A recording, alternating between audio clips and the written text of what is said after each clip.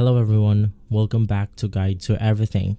In today's video, I'm going to show you on how you can connect Continuum with NinjaTrader easily. So I have the official article on the NinjaTrader website right here, but I'm also going to show it on how you can easily do this. Now basically this works on NinjaTrader desktop version 8 or later. You can just update or download the application from their official website. And from there, the next thing that you want to do is to simply modify this one setting. Click on Tools, click on Settings, and from here you then want to make sure that the multi-provider is enabled under General and under Preferences. Click on Apply and click on OK.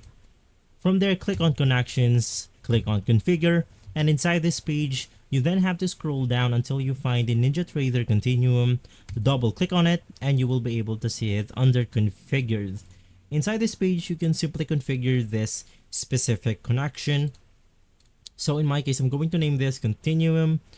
I'm going to click on the Connect on Startup, and inside this page, you then want to enter the username, the password, click on OK, and then you should be good to go. If this video has been helpful, leave a like, subscribe, and follow Guide to Everything for more videos like this. Thanks for watching.